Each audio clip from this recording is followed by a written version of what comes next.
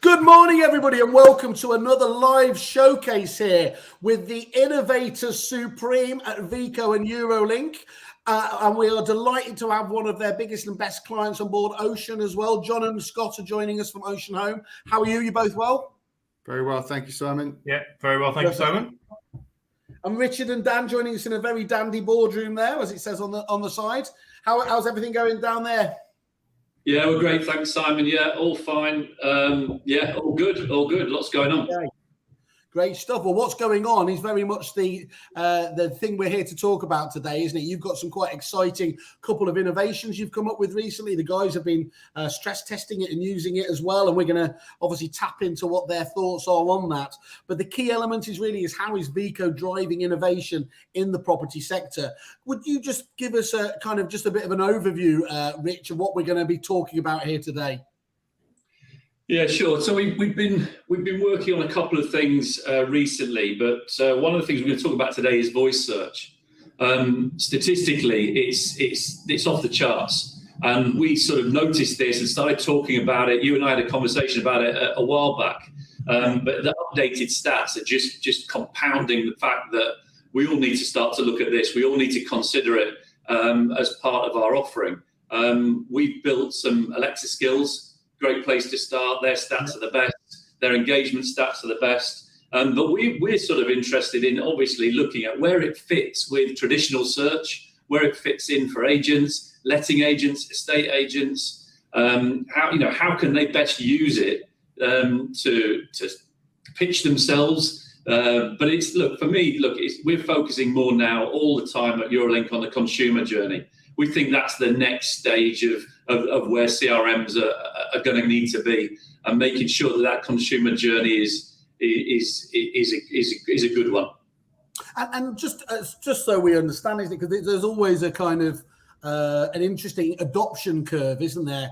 Things often start off being a bit of a kind of wow factor, a sort of, maybe even almost slightly frivolous rather, and then they kind of develop onto us and being quite niche. It strikes me though we're right on the cusp of this wave in terms of where we all know individually we're using these on a day-to-day basis. I asked you for some of those stats, Rich, and to be fair, you came back with some absolutely outstanding ones showing that Google research showing 65% of 25 to 49-year-olds speak to their voice-enabled devices at least once a day, while 78% of smart speaker owners search for local businesses on a weekly basis, with 46% saying they perform these searches daily. If you're not on board with that, well, you're clearly missing out, aren't you?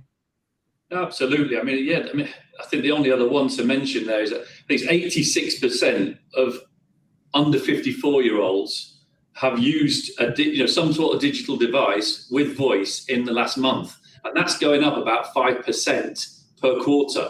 So, like you say, if we're not looking at it, why aren't we looking at it?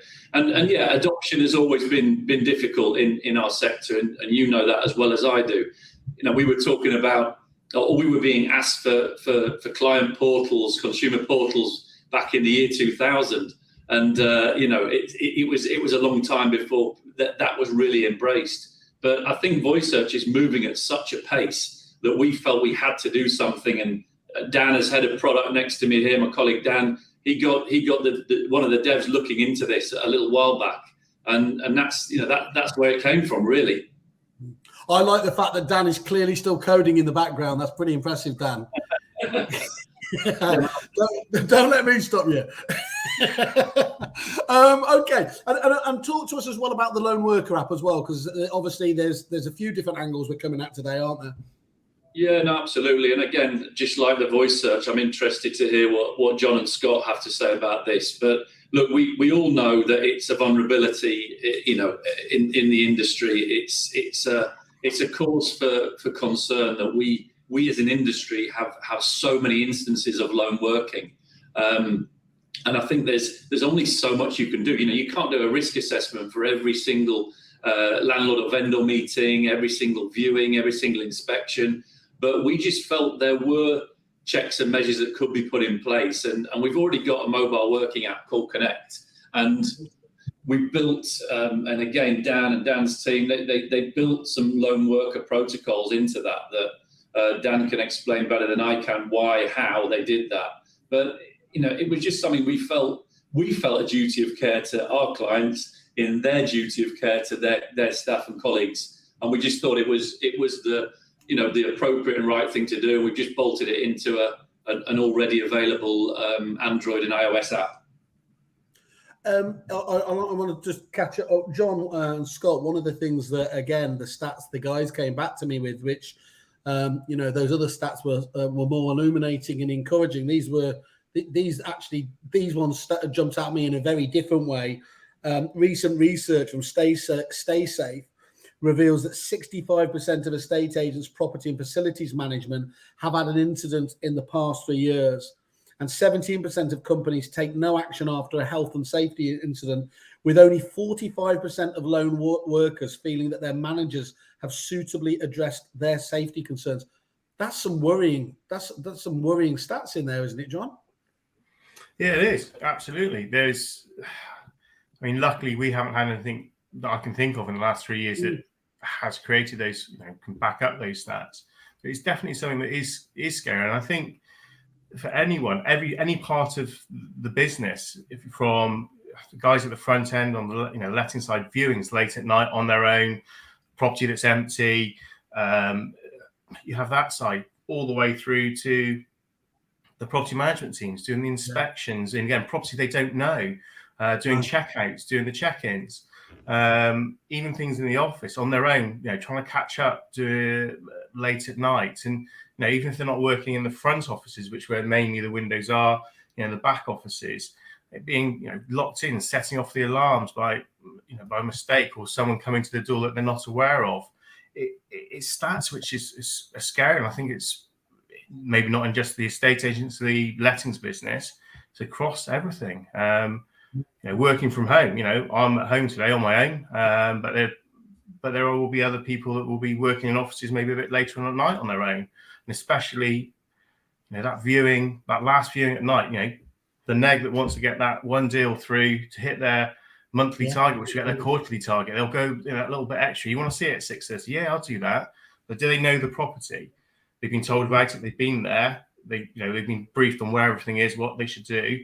But then they're meeting someone who you've done your due diligence on. You've got their contact details. You've got their name. You've got their number. You've got their email. You've spoken to them. You've confirmed the details. But you've never met that person. And I think something that Veco has done and brought this the checking in, checking out of an appointment, so you can literally when you get to the appointment, you're there. When you finished it, you finished. The guys can see that in real time onto their the PCs in the work, the laptops, and also their mobile devices if someone else is out of the office. The best bit for me, which I've been very happy with and been talking to Richard and Dan for a while about, is the sort of SOS help, which is literally by just shaking the phone, and then it pops up on anyone using the software gets literally a pop up, X needs help. Because it came up the other day, actually, on one of our podcasts, we were talking about, there was actually a security, we were talking just about specifically about security. So it's brilliant. We can have this follow-up now to talk about it. And one of the guys was talking about how she turned up at an appointment, and it was clear the fellow was completely drunk, but she only realised that once she was on the other side of the door, and he was, stood kind of blocking her ability to do anything. And the only thing guaranteed to antagonise, wouldn't it, would be to pick up the phone and try and ring out if that was the way it was going there. So to be able to have thought that through logically, to have that shake functionality there, which would be, far easier to manage without, if anything, is a really clever idea and everything else. And I think, look, hopefully, it's not like these things happen every day, but that's the whole point about insurance, things, isn't it? It's protecting that 1 in a million chance when it's bound to happen. And unfortunately for us, the nature of a state agency does expose itself, doesn't it, to that? It's not like you normally go tag teamed with a colleague, is it? So, yes, you can sometimes do, you can do due diligence in their head, but the numbers we're all having to hit on a monthly and yearly basis normally preclude that. Yeah, back in the day, I mean, I've been doing this job now 27 years. We used to have, we used to work at the same company with Scott 26, 27 years ago. And we used to have an office mobile. And if you were the last person at night and the last viewing, you took the office mobile with you. Yeah. And once you finished, you just literally had to phone one of your colleagues, either if they had a mobile, if they were lucky, or their home number.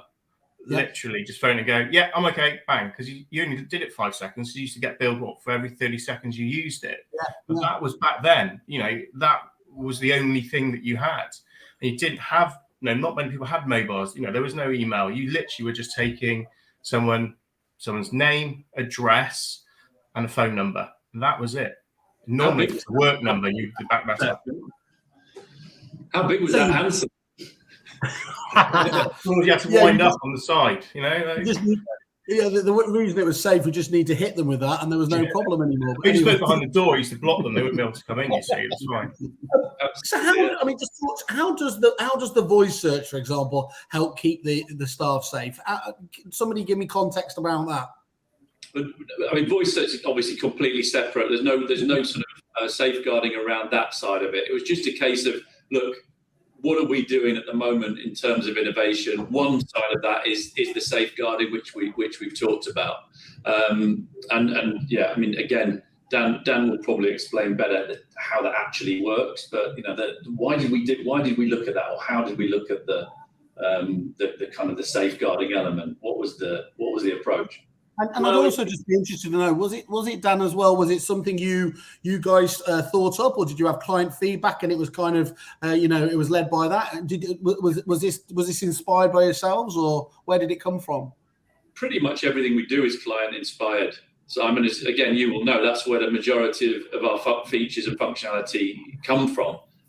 But since we've delivered it, what we've been interested in is actually people have said their families are a lot happier that they have the functionality. They can relax a bit. I was talking to a client who, she was quite heavily pregnant, and she said her partner was relieved that they now had that functionality. It made him feel comfortable that was in place. So yeah, I mean, it's we go back a long way with these users, so we probably feel a little bit more of a duty of care than most. 30 years on the block, you get to know people pretty well over that time, and their families even. So I think it goes a little bit deeper than the normal type of client-supplier relationship. The other thing is, Richard, you're far more modest than I ever was. I used to listen to the clients' ideas and then shamelessly steal them and claim them as my own. But I know you're a very different business to what I was on there. So Dan, just talk us through from your point of view.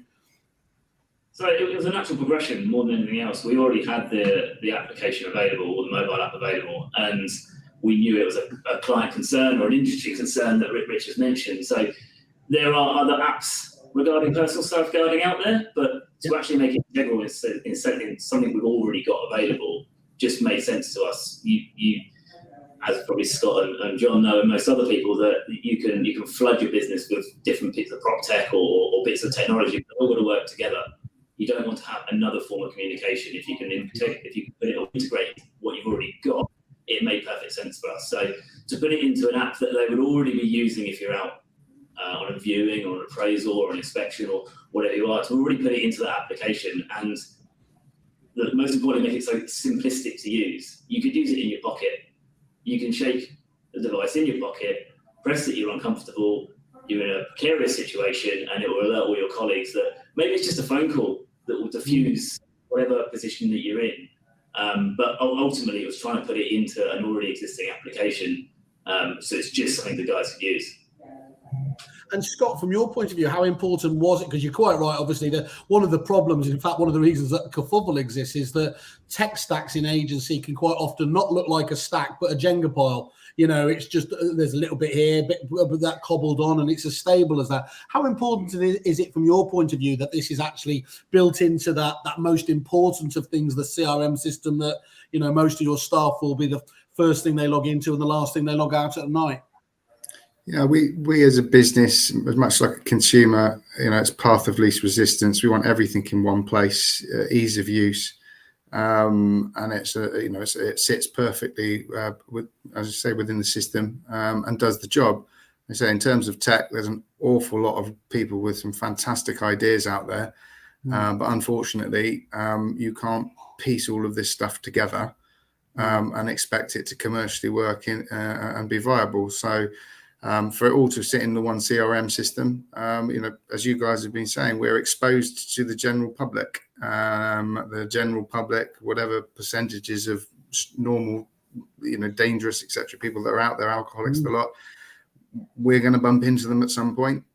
And then there are the issues that would happen with the property as well. Locks failing, turn the shower on, shower won't turn off, all sorts of weird and wonderful things that we'll have come across in the 20 odd years. And then chuck the people in there as well. So, from a user point of view, tech, it's important to have it all in the one place. I'm sure that I've bored Richard senseless over the years about my ideas for what should be included in Veco and tech and stuff like that. But that's why I'm a letting agent and I'm not sat with Richard and Dan. I always used to talk about you guys as being high maintenance, but I meant it in a nice way. But maybe that's why I'm not in that particular job anymore. But anyway, how well has it been adopted by the staff, Scott? Do they see this as really beneficial? Do they see it as onerous? What's the feedback been from your teams? I think again, different people approach risk in different ways. There will be individuals who it makes them feel more comfortable with the role that they're doing.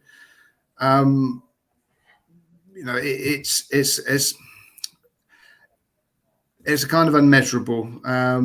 People don't come up to you and tell you that they feel unsafe in the job that they're doing. But if you can create an environment where they don't feel exposed, so it's welcomed. In terms of its use, as John has alluded to, predominantly the usual touching points, late viewings, people, offices shut, that acknowledgement that everything's fine. Equally empty properties. It's a useful tool. It has its place, and the staff. I think it's fair to say, the days of, as you say, massive mobile phone that you could use as a weapon or a rape alarm, or that's. It's not going to help you if you've got an aggressive, difficult position where you want to discreetly make somebody aware that you need a bit of a hand.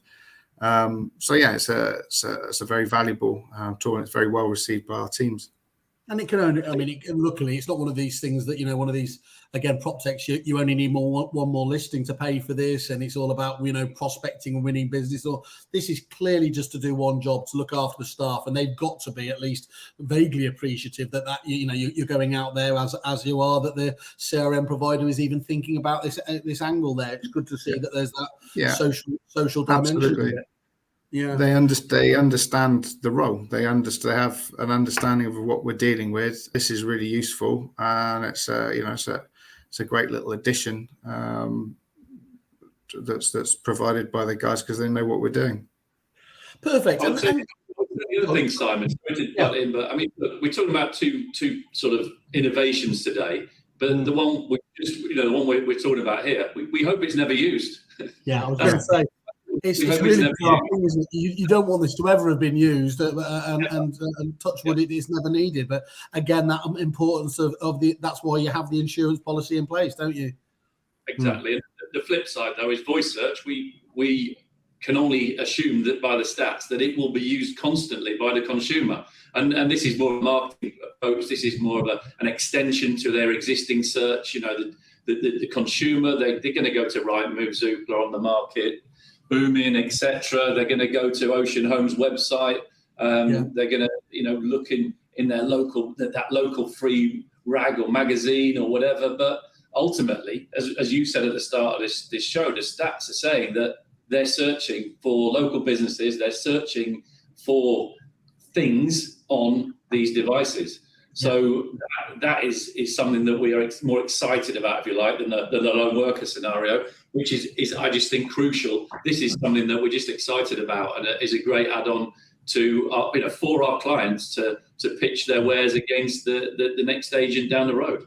Yeah. So how important do you think it's going to be on that basis? Is it because one of the nice things, I suppose, isn't it? And John and Scott will be able to tell me probably better. But it's, when you're looking at tech and you've got so many different areas you want to, where it seems obvious is you want something that's going to differentiate you, make you stand out from the crowd, isn't it? Potentially will actually win you business, rather than having to invest in something just because you're keeping up with the Joneses. There's not much excitement in that. So that sounds like in this area you're truly going to be, able to wow the public and your potential clients on this basis.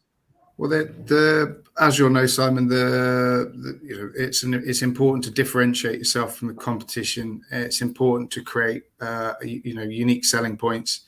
And if you can sit down in front of a client and you can actively search for, on their Alexa or smart device, you can actively search for comparable properties and listings come up.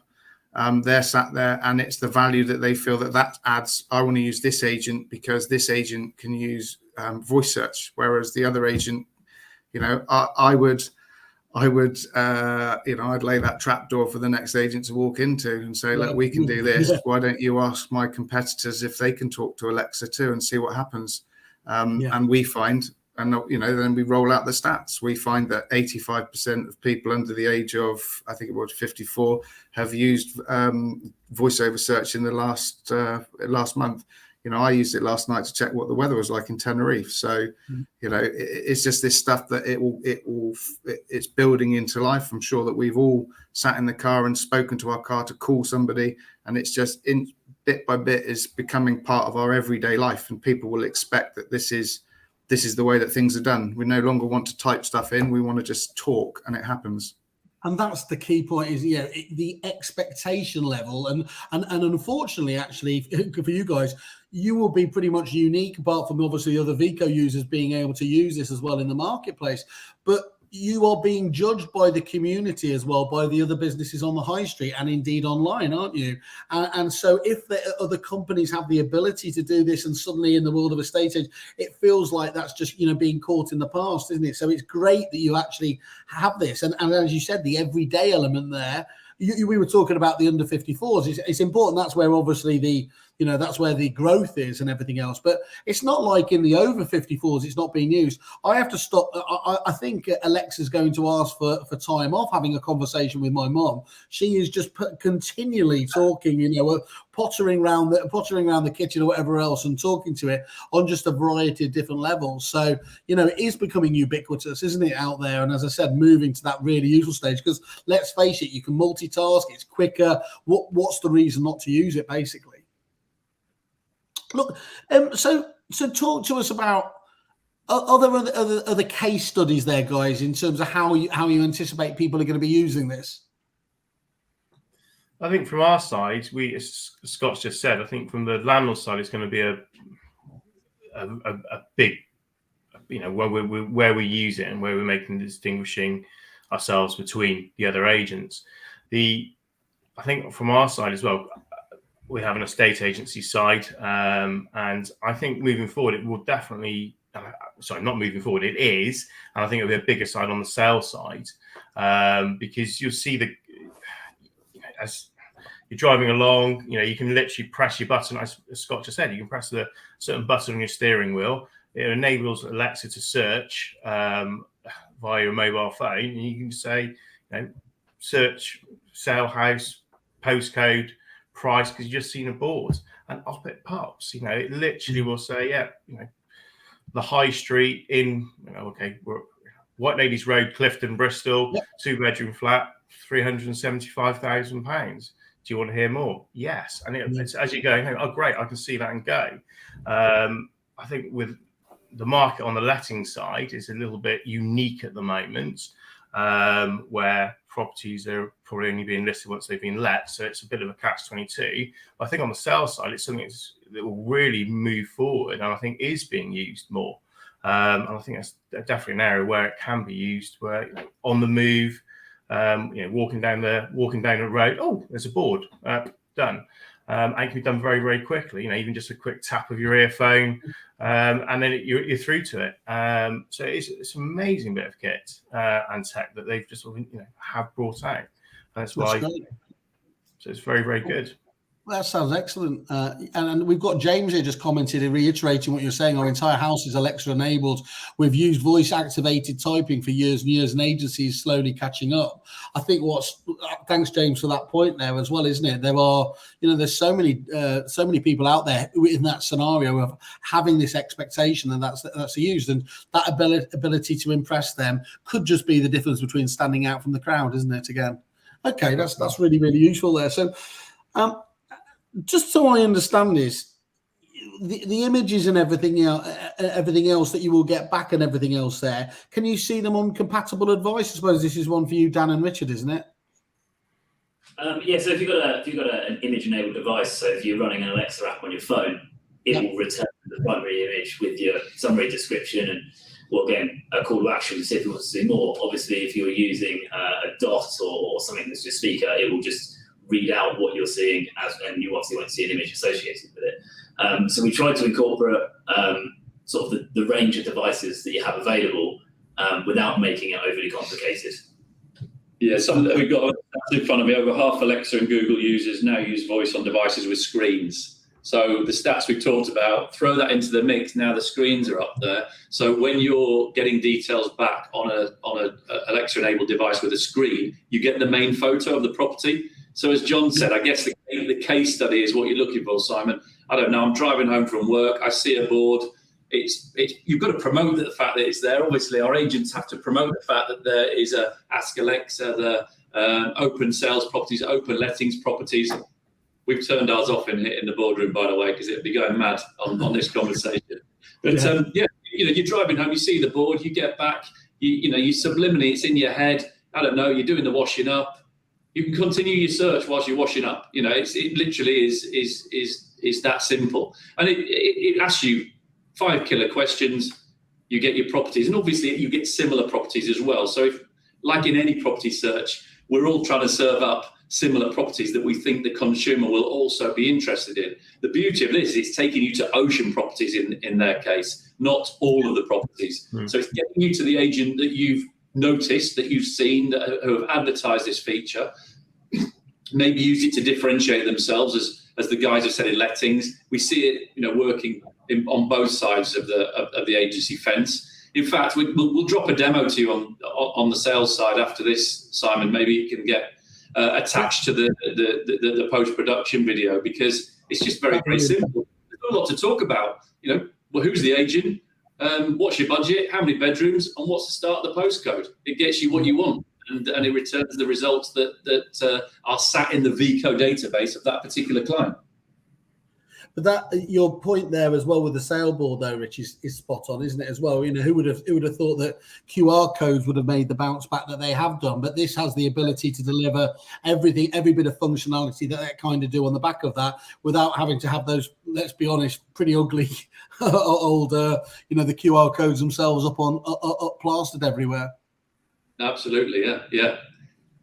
And Scott, from lettings, what are you looking forwards to seeing how it develops in that particular part of the business? Well, as John said, from the market from a tenant point of view at the moment is a bit dysfunctional. The development that I see is very much in terms of creating that point of difference between ourselves and other agents. I think it's an instruction winner.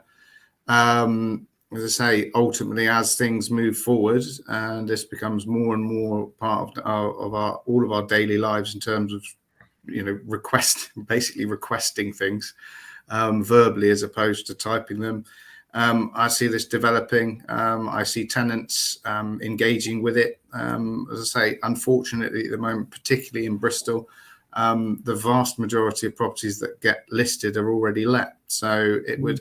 But the principle holds. You'd still be searching for properties in a voice activated way. If you're in work, you can talk to a device, as Richard says, in terms of the visual stuff. If you can call it up by talking to stuff without having to type it, all of us are are fascinated with the property market in this country. Look, you go away for the weekends and to the coast, and then you want to see how much it costs to live there. So, you're sat there and you can talk to your phone, or you can talk to your laptop or iPad, and it can come up. So, I see there as being a big development. It's not a gimmick. It's certainly something that will grow and grow and grow. And obviously, the value to the agent that's using a system that can do it is immense. It is, and does it feel like it's a differentiate out there when your guys are on appointments at the moment? What's the feedback you're getting back at the moment?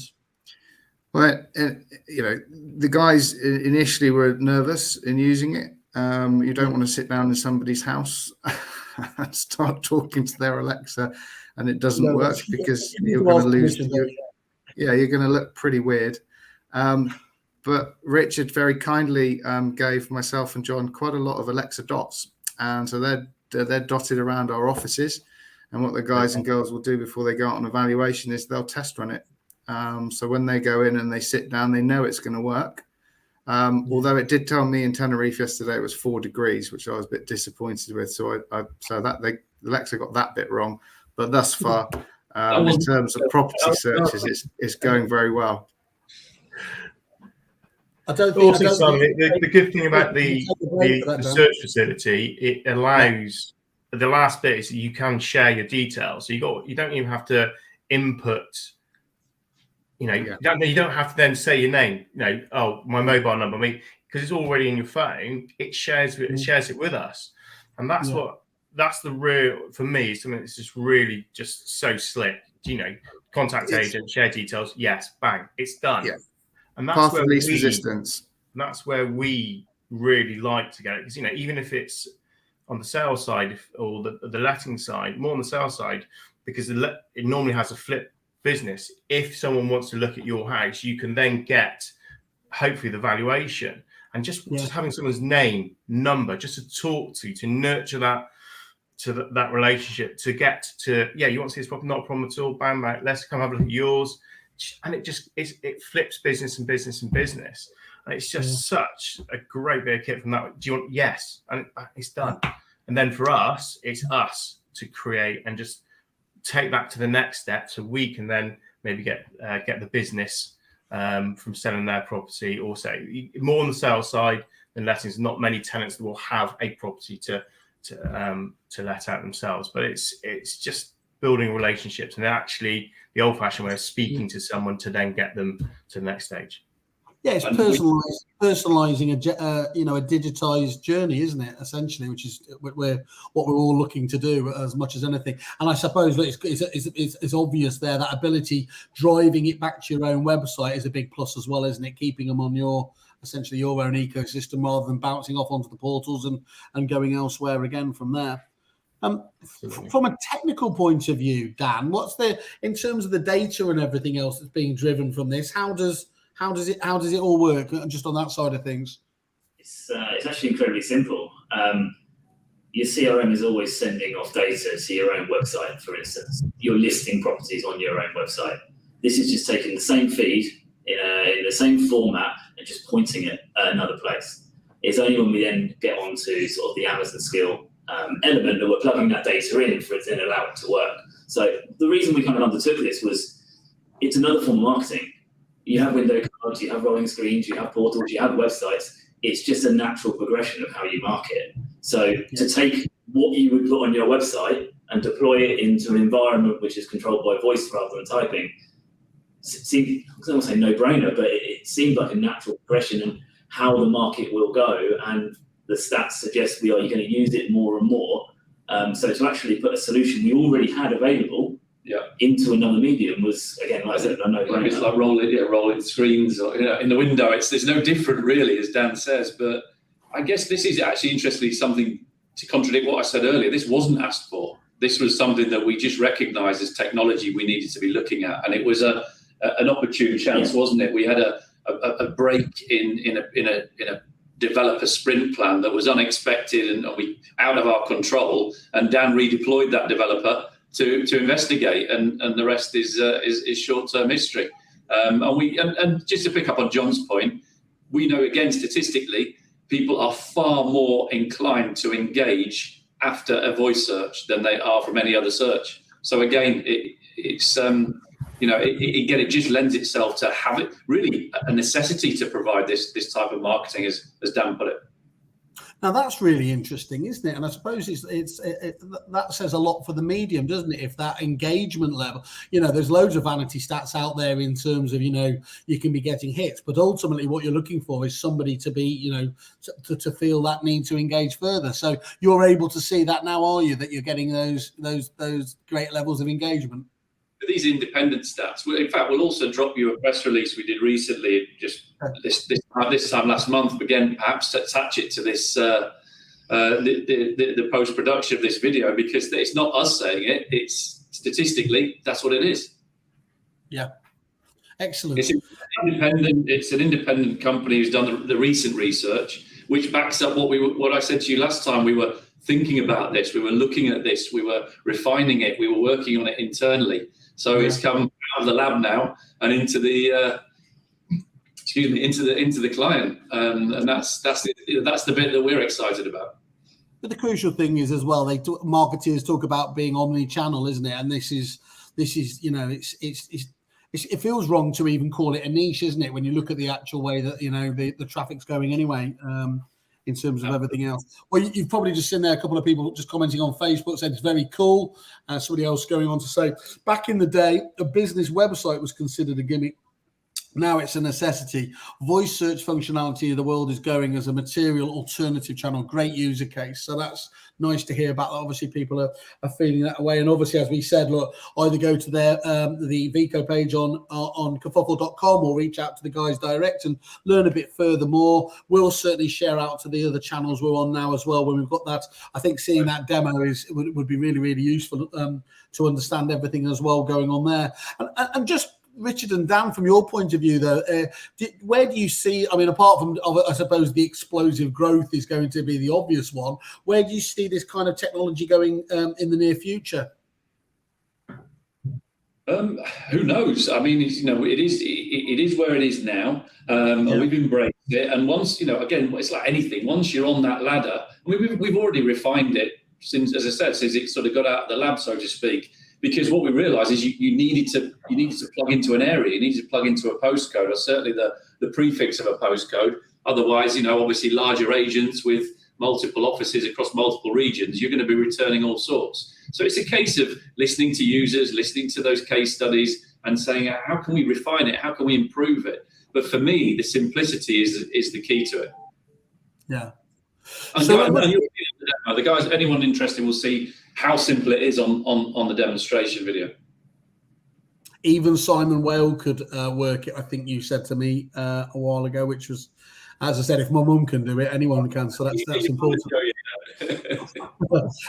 John and Scott, it must be nice having these guys in your corner, isn't it? I mean, I know it's often trite. You have so many suppliers to the business and everything else there, but often when you get close relationships, it becomes more of a partnership, doesn't it? And having these guys just thinking about this innovation in the background, I mean, you've already they're one of the few providers that does a combined sales and lettings package, and knowing your lettings operation is so serious that to be able to bring those two elements together was probably, you'll admit, one of the key reasons. But just to see this constant innovation coming out on this area must make you feel comfortable that you've got the right company.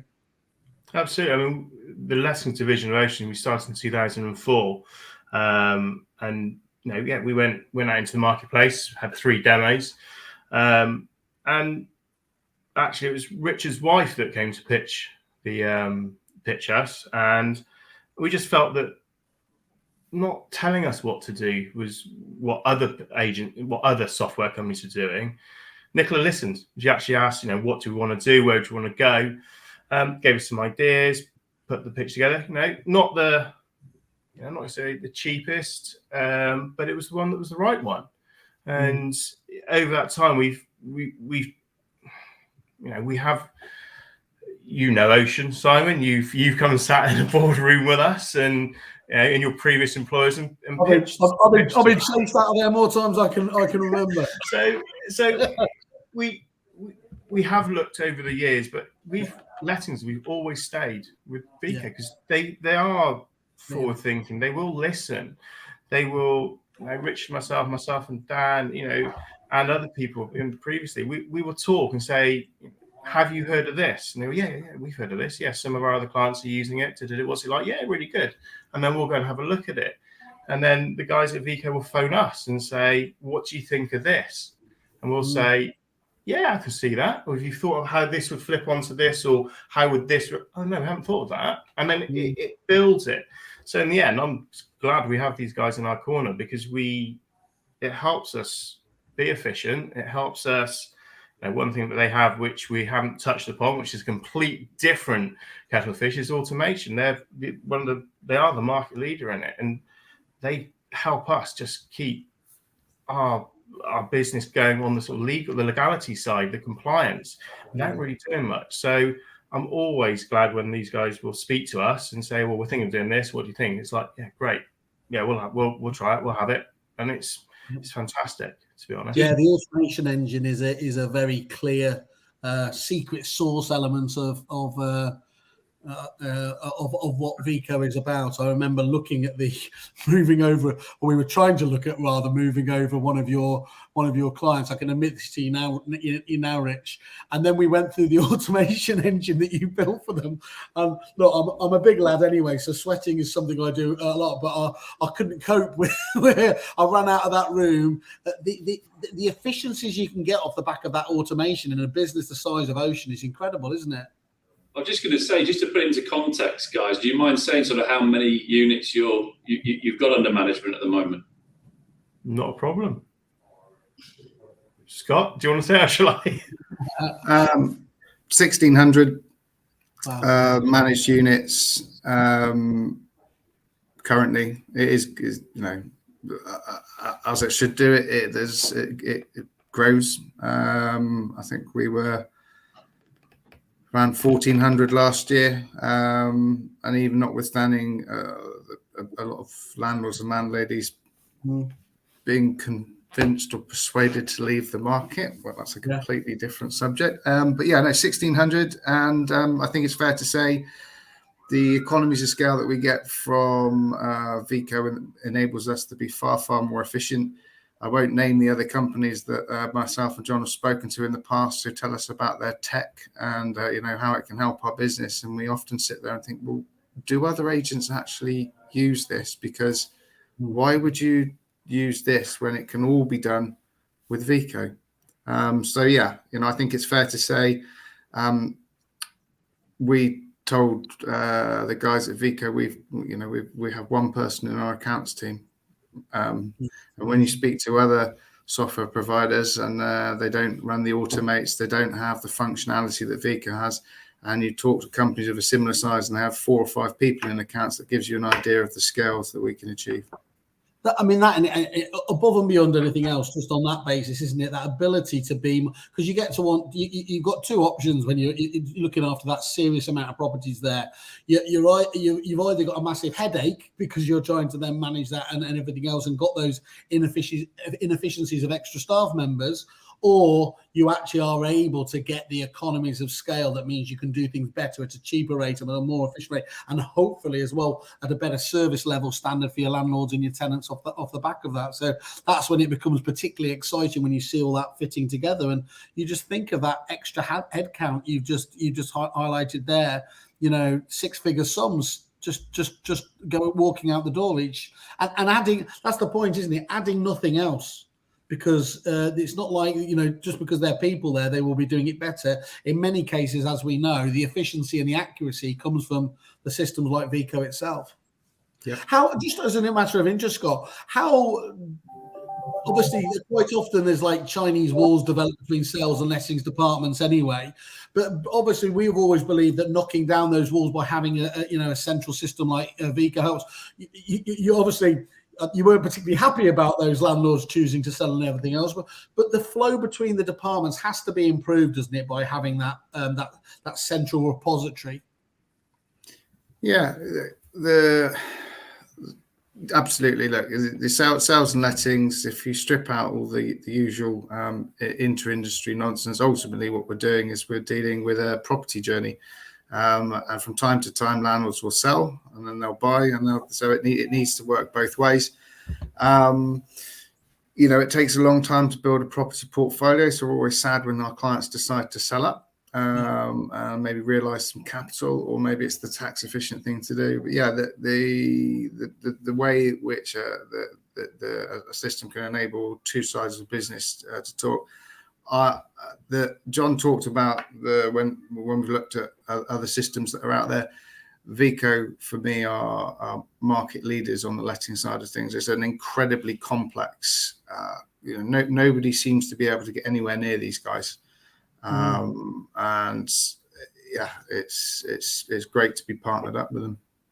Great. And Rich, give us context as well from ballpark. Do you know how many sort of managed properties you look across the group? Because I mean, as well as having massively strong independents like Ocean here, you've got corporates as well, haven't you? I mean, it's I've always known you've developed from the letting side as well. What does it look like across the client base as a whole? You've got some serious experience in there, haven't you? Yeah, I would say on the lettings properties and what we call active properties. So we refer to properties being active. So in sales, they're either on the market or they're going through sales progression. Lettings, they've got any number of active criteria attached to them. But it's around about 500,000 at any one time. So we've got about 500,000 properties sat on Veco databases at any one time, give or take. So that's where we are at the moment. Obviously, we want to grow that. That's what we're always striving towards. But yeah, I just wanted these guys to mention their numbers just to give some context to our conversation today, really. And it's very fascinating with the things they've said, and we do appreciate it. It's a good partnership we've got with Ocean, as John said. There's a good handful of people we will go to when we've got some ideas, or ideas are coming in and we want to bounce it off them. And certainly John and Scott are great for that. Scott particularly is very opinionated and challenges us really, really hard. And you need that. There's no point in going to the people who are just going to say, yeah, that sounds great, get on with it, do it. You want the people who are gonna give you gonna make you walk the hard yards, and these guys certainly do. And we're very happy to be in partnership with them. No, you need the pushback, don't you? You need the pushback and the challenging to keep it going forwards. And if you listen to people like Scott and John and Ocean and everything else, when you've got an exciting client base by that, and that's why I asked you, Rich, for the context around it, because there's no problem you won't have seen. The scalability point, which is important, because Scott needs to know that as he hit 1,000 properties under management, as he hits 2,000 and beyond, that you've got a system that can more than cope with that. And as we know, there are many packages out there that can cope quite, comfortably with up to a couple of hundred, and suddenly, it starts to get a little bit tasty, let's just say, as you start going beyond those smaller numbers. So that's why, again, the context I think was so important. Guys, okay, well, look, I mean, absolutely fantastic. Sounds like obviously there's clearly the trust between both businesses is really good to see, and it's not sometimes it's an uneasy relationship, isn't it? We often hear PropTech said with a little bit more of a sneer, but you guys started in the good old days when it was estate agency and letting software, as we were known there. So that's good to hear. Great bit of innovation here today. I think obviously congratulations on the on the lone worker one. That's a really important thing, and there, touch wood, it's never needed to be done. But the fact that you're looking after your staff, and of course to Ocean as well, looking after their own people, that's great news there. And just staying on the innovation curve, Dan. That's great to see. I bet that developer was happy, wasn't he? Got kind of a Google special project, didn't he? Just to be taken aside and done on that. But keep it up. And I want to say today, John, Scott from Ocean, thank you very much. Richard and Dan, pleasure to have you on as usual, and look forward to catching up with you all in the future. Yeah, thanks, guys. Thank you. Cheers. Thank you very much. Thanks very much. Bye bye. Bye-bye.